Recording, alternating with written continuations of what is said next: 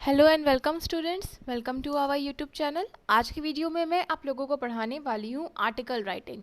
तो ये जो आर्टिकल राइटिंग होता है वो सबसे ज़्यादा इम्पॉर्टेंट होता है क्योंकि ये 10 मार्क्स का होता है।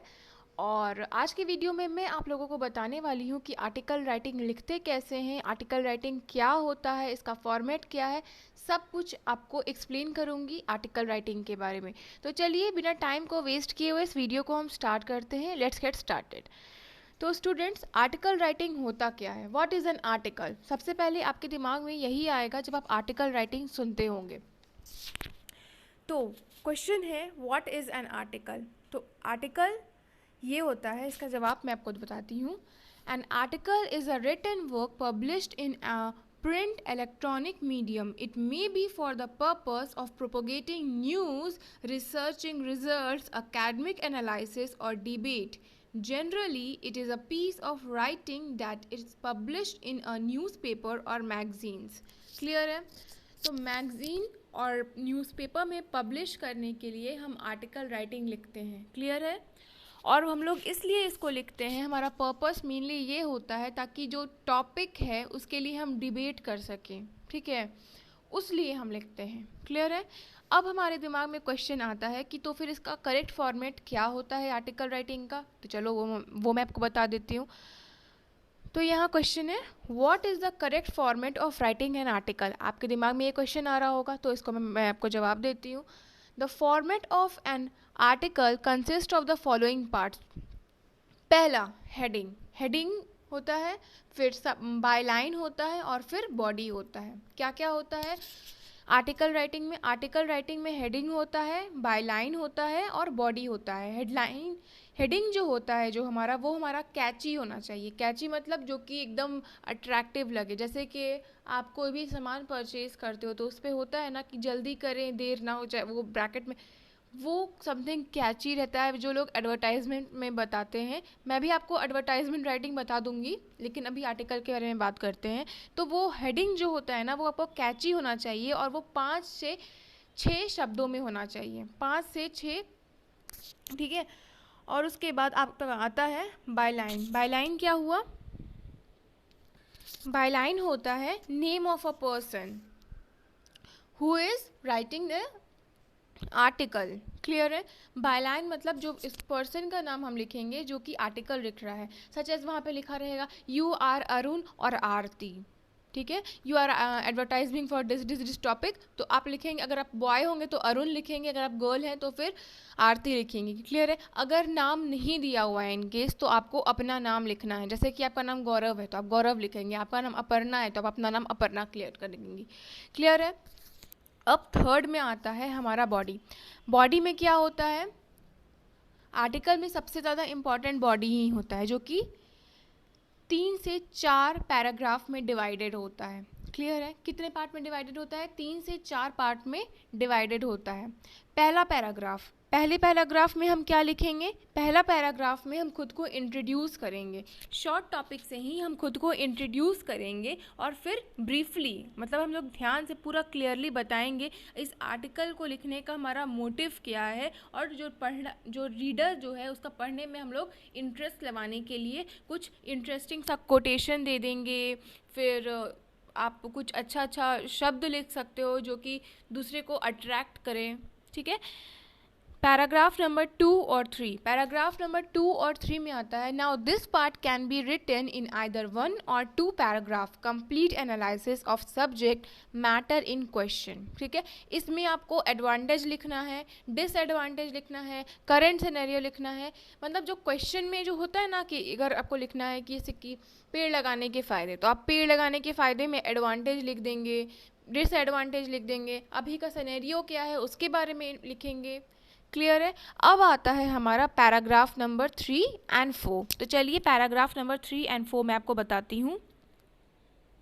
तो स्टूडेंट्स, अब आता है हमारा पैराग्राफ नंबर 3 एंड 4। तो उसमें अब हमें क्या करना है? हम लोगों को पैराग्राफ नंबर 3 एंड 4 में कंक्लूजन लिखना है। कंक्लूजन मतलब कि अगर हम पेड़ पौधा लगाएंगे तो हमारा इन्वायरमेंट क्लियर होगा या जो भी कुछ होगा वो लिखना होगा। उसके बाद कभी भी एक बात, मेरी बात को अच्छी तरीके से ध्यान में रखिएगा, कभी भी आर्टिकल को खुले में ऐसे नहीं छोड़ देना है, लास्टली हमें उसको अच्छे से एंडिंग देना है, जैसे कि थैंक यू, या फिर पहले तो थैंक यू से पहले आपको ये लिखना पड़ेगा कि अगर एक चाइनीज़ का प्रोवर्ब था या फिर इटालियन प्रोवर्ब था, कोई भी मतलब अच्छा प्रोवर्ब लिख दीजिएगा या फिर अच्छा कोटेशन लिख दीजिएगा, जिससे कि स्टार्टिंग और एंडिंग अच्छे तरीके से हो जाए। क्लियर है?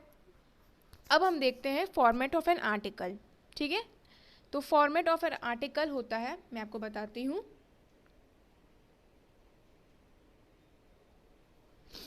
सबसे पहले आपको यहाँ पे अच्छे तरीके से पेंसिल से एक लाइन ड्रॉ कर लेना है, जैसे कि लेटर राइटिंग और नोटिस राइटिंग के टाइम पे हम बनाते हैं। अच्छे तरीके से चारों तरफ से हम स्केल से और पेंसिल से लाइन खींच लेंगे, जिससे कि हमारा जो आर्टिकल है वो एकदम बेस्ट स्टूडेंट की तरह लगे। टॉपर लोग यही करते हैं बोर्ड्स के टाइम पर, जिससे कि मतलब उनका मार्क्स अच्छा आता है। और आप ऐसा क्यों करेंगे कि मतलब आपका परसेंटेज ख़राब हो? तो ये सबसे ज़्यादा इम्पॉर्टेंट है, मैं बार बार बताती हूँ। कभी भी कोई भी राइटिंग लिखो तो अच्छे तरीके से चारों तरफ से लाइन बना करके लिखो, जिससे कि एग्जामिनर के को अच्छा इम्प्रेशन पड़े। चाहे आपका प्री बोर्ड एग्जामिनेशन हो, हाफ ईयरली एग्जामिनेशन हो, या फिर सबसे इम्पॉर्टेंट बोर्ड एग्जामिनेशन हो, अच्छे तरीके से लाइन ड्रॉ करके बीच में आपको जो राइटिंग है वो लिखना होता है। क्लियर है? तो यहाँ पे आपको सबसे पहले हेडिंग लिखना होता है। हेडिंग मैंने आप लोगों को बता दिया कि हेडिंग क्या होता है। फिर आपको लाइन लीव नहीं करना है, ठीक उसके नीचे बाय लाइन लिखना है। बाय लाइन मैंने आप लोगों को बताया क्या होता है। बाय लाइन मतलब होता है कि name of a person who is writing the article. तो यहाँ पे आप अपना नाम लिखेंगे, अगर आपका नाम वहाँ पे किसी का नाम नहीं दिया है तो। उसके बाद फिर यहाँ पे आपको एक लाइन लीव करना है, याद रखिएगा। बाय लाइन के बाद एक लाइन लीव करना है और फिर बॉडी लिखना है। क्लियर है? बॉडी लिखने के बाद एक लाइन लीव करेंगे और फिर पैराग्राफ 1 लिखेंगे। ठीक है, पैराग्राफ जितना आपका हो जाता है उसके बाद फिर जैसे आप पैराग्राफ चेंज करते हैं, पैराग्राफ नंबर 2 में आपको पैराग्राफ चेंज करना है। ये नहीं कि मतलब एक में जोड़ करके लिख देते हैं कि बोर्ड वाले का पेपर कम लगेगा। बोर्ड वाले के पास पेपर बहुत है, बोर्ड वाले के पेपर खर्च करने के लिए ही तुमको एग्जाम में बैठाया गया है। ठीक है, तो प्लीज़ पेपर का मत सोचना, प्लीज़ अच्छे तरीके से लिख करके आना।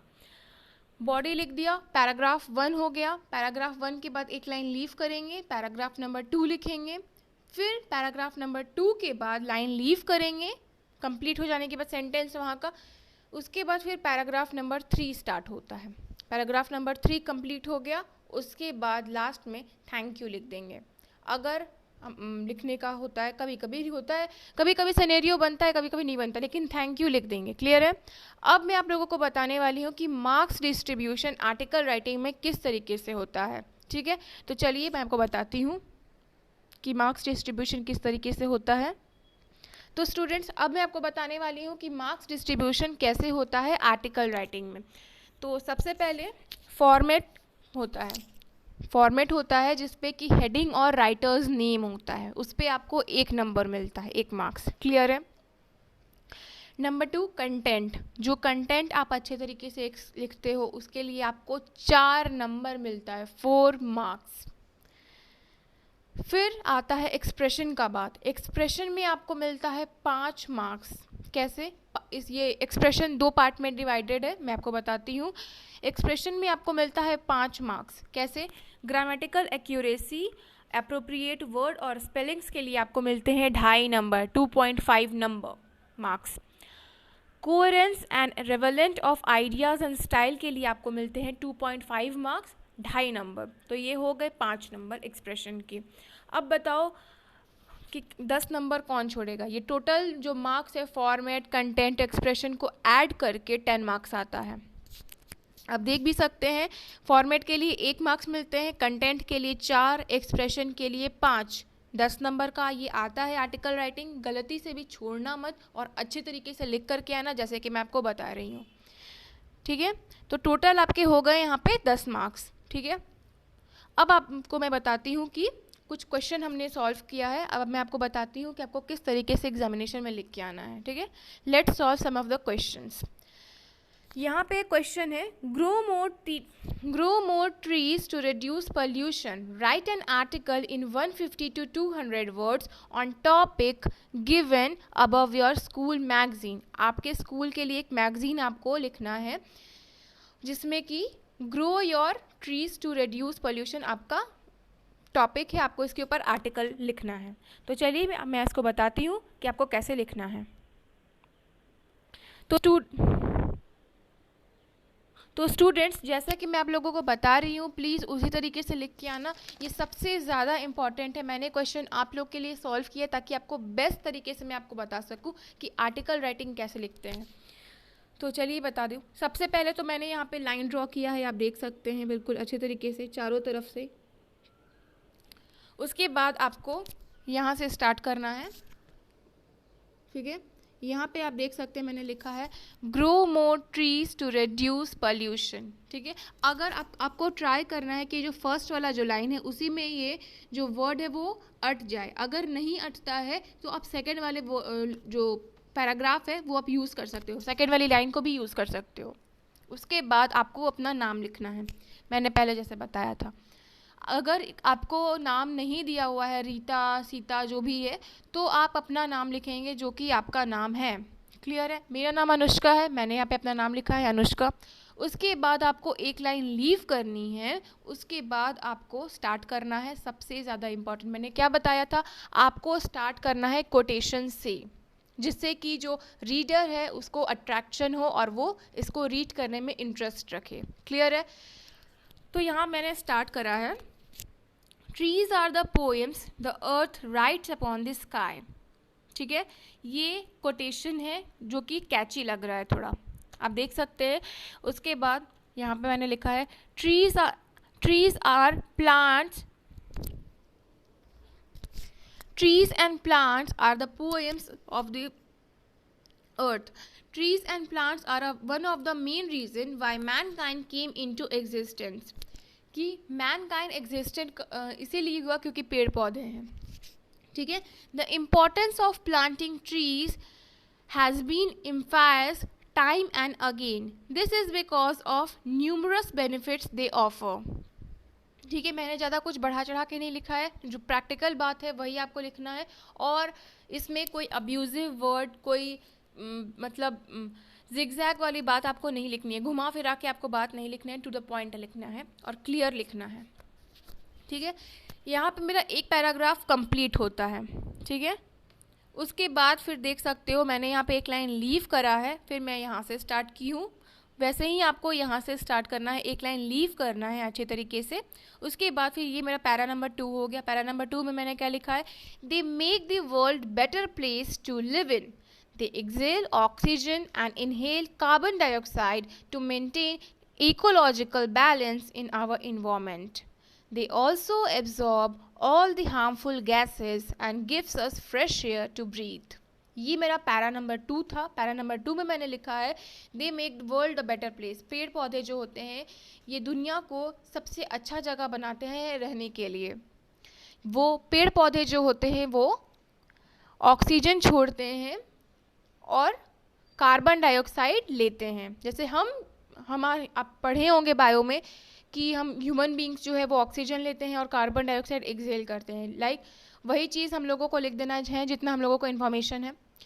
वो पेड़ पौधे जो होते हैं वो ऑक्सीजन एक्सहेल करते हैं और कार्बन डाइऑक्साइड इनहेल करते हैं। क्यों ऐसा करते हैं? क्योंकि to maintain ecological balance in our environment, ताकि हमारे जो इकोलॉजिकल बैलेंस बना रहे हमारे इन्वायरमेंट में।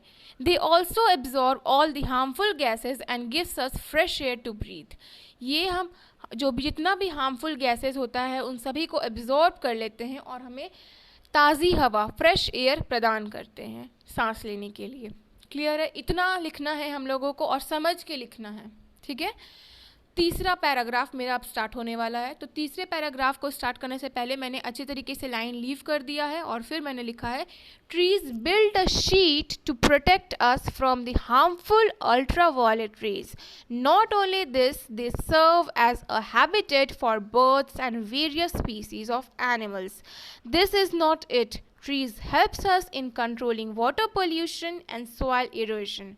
मतलब कि जो पेड़ पौधे जो होते हैं वो एक शीट प्रोटेक्ट कर देते हैं जिससे कि हम लोगों को अल्ट्रा वायलेट रेज नहीं लगता है. आपने सुना होगा कि गर्मियों में जो लोग राहगीर होते हैं, बंजारे होते हैं, वो पेड़ के नीचे छुप करके थोड़ा बैठते हैं, पानी पीते हैं, रेस्ट करते हैं. आपने सुना होगा. Not only this, they serve as a habitat for birds and various species of animals. पेड़ पौधे पे चिड़ियाँ अपना घोंसला बनाती है, वो वहाँ पे रहती है. ठीक है. This is not it. केवल इतना ही बात नहीं है. Trees helps us in controlling water pollution and soil erosion. पेड़ पौधे मदद करते हैं हम लोगों का वाटर पोल्यूशन से और सॉइल इरोजन से. क्लियर है. फिर मेरा स्टार्ट होता है पैराग्राफ नंबर 4. पैराग्राफ नंबर 4 कैसे स्टार्ट करेंगे? पैराग्राफ नंबर 4 को स्टार्ट करने के लिए एक लाइन मैंने यहाँ पे लीव करा है और ये मेरे पेज का लास्ट लाइन था तो मैंने यहाँ पे लिखा है और उसके बाद फिर मैंने नेक्स्ट पेज पे स्टार्ट करा है. तो यहाँ पे लिखेंगे the place is inhibited by large number of. इतना तक मैंने लिखा है इस पेज पे. इस पेज पे जितना आएगा आप उतना लिखोगे. उसके बाद फिर बोर्ड का जो पेपर रहता है उसका पेज टर्न करोगे और वहाँ से स्टार्ट करोगे. ठीक है.